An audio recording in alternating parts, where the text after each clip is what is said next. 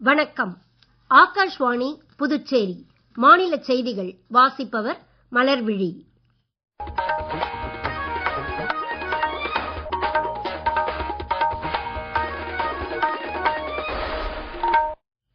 தலைப்புச் செய்திகள். பிரதமர் திரு நரேந்திர மோடி இன்று இரவு 8 மணிக்கு நாட்டு மக்களிடையே உரையாற்றுகிறார். ஆபரேஷன் சிந்தூர் பாகிஸ்தான் ராணுவத்திற்கு எதிரானது அல்ல என்று வான் தாக்குதல் நடவடிக்கைகளுக்கான தலைமை இயக்குனர் தெரிவித்துள்ளார்.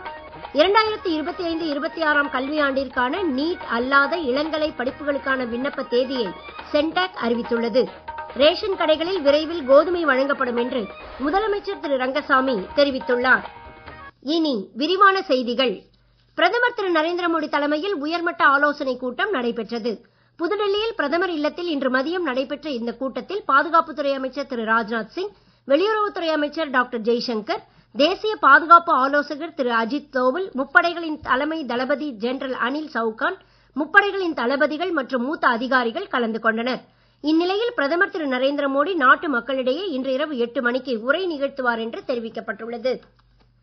இந்தியாவால் மேற்கொள்ளப்பட்ட ஆபரேஷன் சிந்தூர் நடவடிக்கைகள் தீவிரவாதிகளுக்கும் அவர்களுக்கு உதவியாக இருந்த கட்டமைப்புகளுக்கும் எதிரானதை தவிர பாகிஸ்தான் ராணுவத்தினருக்கு எதிரானது அல்ல என்று வான் தாக்குதல் நடவடிக்கைகளுக்கான தலைமை இயக்குனர் ஏர் மார்ஷல் ஏ.கே. பார்தி தெரிவித்துள்ளார். ஆபரேஷன் சிந்தூர் நடவடிக்கைகள் குறித்து ராணுவ நடவடிக்கைகளுக்கான தலைமை இயக்குனர், வான் தாக்குதல் நடவடிக்கைகளுக்கான தலைமை இயக்குனர், கப்பல் படை நடவடிக்கைகளுக்கான தலைமை இயக்குனர் உள்ளிட்டோர் இன்று டெல்லியில் கூட்டாக செய்தியாளர்களை சந்தித்தனர். இது குறித்த ஒரு செய்தி தொகுப்பு. ஆபரேஷன் சிந்தூர் குறித்து இன்று டெல்லியில் பத்திரிகையாளர்களுக்கு விளக்கம் அளித்த ஏர் மார்ஷல் பார்தி, பாகிஸ்தானின் பொதுமக்களுக்கும் ராணுவ கட்டமைப்புகளுக்கும் சேதமில்லாமல் தாக்குதல் நடத்தப்பட்ட விதம் குறித்து எடுத்துரைத்தார். இந்திய ஆயுதப்படை, ராணுவம் மற்றும் கப்பல் படைகளை ஒருங்கிணைத்து இந்திய வான் பாதுகாப்பு அமைப்புகள் செயல்பட்ட விதம் குறித்தும் எடுத்துரைத்தார்.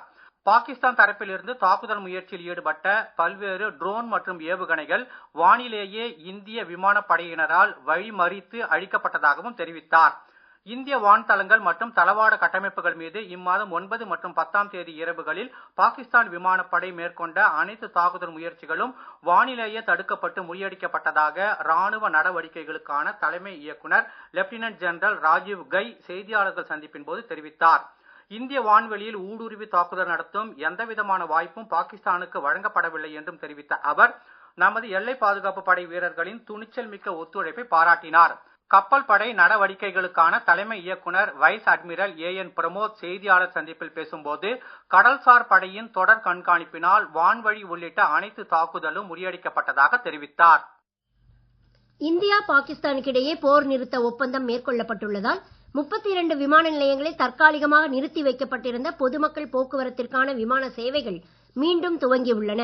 பயணிகள் தாங்கள் பயணம் செய்ய உள்ள விமானம் பற்றிய தகவல்களை நேரடியாக சம்பந்தப்பட்ட விமான நிலையங்களை முன்கூட்டியே தொடர்பு கொண்டும் விமான நிலையங்களின் வெப்சைட்டுகளை பார்த்தும் அறிந்து கொள்ளுமாறு இந்திய விமான நிலையங்களின் ஆணையம் தெரிவித்துள்ளது. புத்த பூர்ணிமா இன்று உலகம் முழுவதும் கோலாகலமாக கொண்டாடப்படுகிறது. கௌதம புத்தர் அவதரித்த நாள் புத்த பூர்ணிமாவாக கொண்டாடப்படுகிறது. மேலும் இந்நாள் புத்த கயாவில் உள்ள மகா போதி மரத்தின் கீழ் அவர் ஞானம் பெற்ற அல்லது நிர்வாண நிலை அடைந்த நாளாகவும் கருதப்படுகிறது. புத்த பூர்ணிமாவை முன்னிட்டு குடியரசுத் தலைவர் திருமதி திரௌபதி முர்மு, குடியரசு துணைத் தலைவர் திரு ஜக்தீப் தன்கர், பிரதமர் திரு நரேந்திர மோடி உள்ளிட்டோர் நாட்டு மக்களுக்கு வாழ்த்து தெரிவித்துள்ளனர். செவிலியர்களின் நல்வாழ்வு நாட்டின் சுகாதார அமைப்புகளின் வலிமை மற்றும் தேச வளர்ச்சியுடன் நேரடியான தொடர்பு கொண்டது என்று மத்திய சுகாதாரத்துறை அமைச்சர் திரு ஜே.பி. நட்டா தெரிவித்துள்ளார்.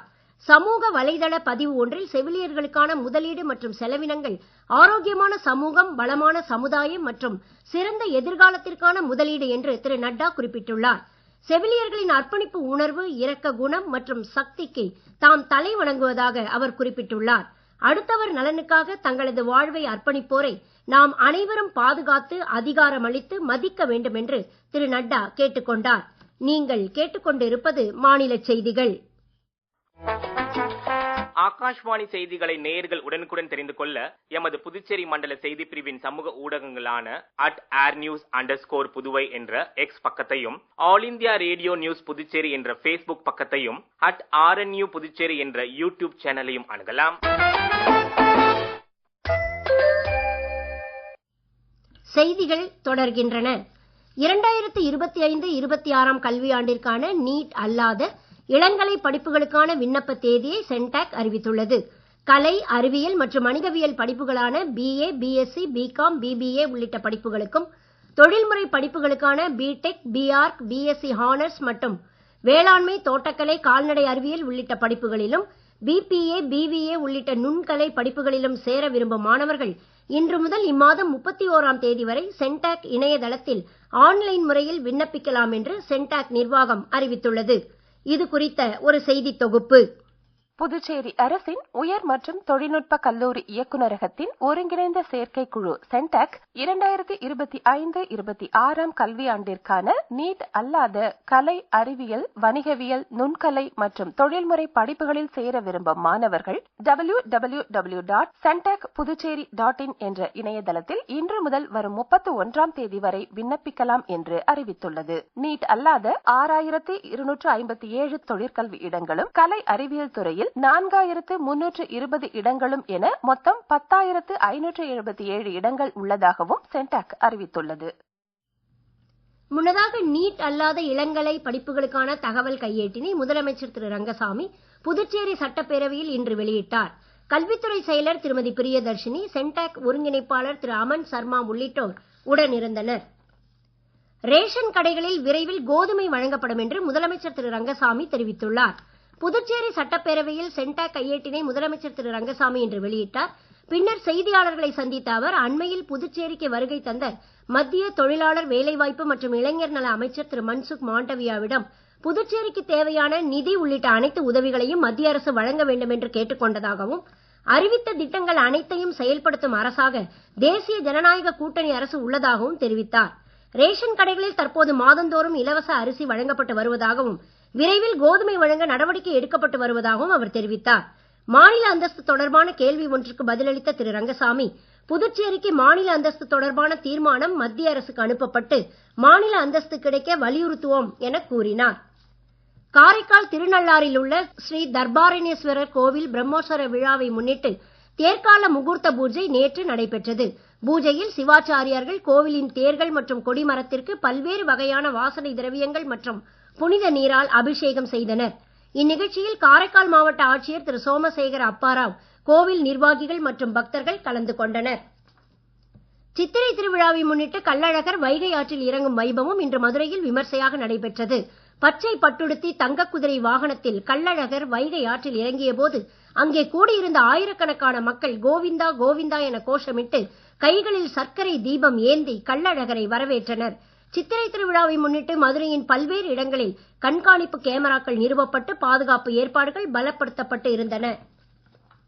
இந்திய கிரிக்கெட் வீரர் விராட் கோலி சர்வதேச கிரிக்கெட் போட்டிகளிலிருந்து தமது ஓய்வை அறிவித்துள்ளார்.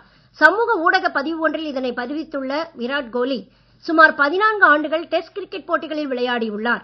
123 போட்டிகளில் பங்கேற்றுள்ள அவர் 9230 ரன் எடுத்துள்ளார். 68 டெஸ்ட் போட்டிகளை விராட் கோலி தலைமையில் எதிர்கொண்ட இந்திய அணி 40 போட்டிகளில் வெற்றி பெற்றுள்ளது. 11 போட்டிகள் வெற்றி தோல்வி ஏதுமின்றியும் 17 போட்டிகளில் தோல்வியும் கண்டுள்ளது. சர்வதேச ஒருநாள் கிரிக்கெட் போட்டிகளில் விராட் கோலி தொடர்ந்து விளையாடுவார். தென்மேற்கு பருவமழை அந்தமான் கடல், அந்தமான் மற்றும் நிக்கோபார் தீவு மற்றும் தெற்கு வங்கக்கடல் பகுதிகளில் நாளை துவங்கக்கூடும் என சென்னை மண்டல வானிலை மையம் தெரிவித்துள்ளது. மேற்கு திசை காற்றின் வேக மாறுபாடு காரணமாக தமிழகத்தின் ஓரிரு இடங்களிலும் புதுவை, காரைக்கால் பகுதிகளின் ஓரிரு இடங்களில் இன்று லேசானது முதல் மிதமான மழை பெய்யக்கூடும் என்றும் தெரிவிக்கப்பட்டுள்ளது. நீலகிரி, கோயம்புத்தூர் மாவட்ட எல்லைப் பகுதிகள் மற்றும் ஈரோடு மாவட்டங்களின் ஓரிரு இடங்களில் கனமழை பெய்ய வாய்ப்பு உள்ளதாகவும் தெரிவித்துள்ளது. மீண்டும் தலைப்புச் செய்திகள். பிரதமர் திரு நரேந்திர மோடி இன்று இரவு 8 மணிக்கு நாட்டு மக்களிடையே உரையாற்றுகிறார். ஆபரேஷன் சிந்தூர் பாகிஸ்தான் ராணுவத்தினருக்கு எதிரானது இல்லை என்று வான் தாக்குதல் நடவடிக்கைகளுக்கான தலைமை இயக்குநர் தெரிவித்துள்ளார். 2025-26 கல்வியாண்டிற்கான நீட் அல்லாத இளங்கலை படிப்புகளுக்கான விண்ணப்ப தேதியை சென்டாக் அறிவித்துள்ளது. ரேஷன் கடைகளில் விரைவில் கோதுமை வழங்கப்படும் என்று முதலமைச்சர் திரு ரங்கசாமி தெரிவித்துள்ளார். இத்துடன் இந்த செய்தி அறிக்கை நிறைவு பெறுகிறது. வணக்கம்.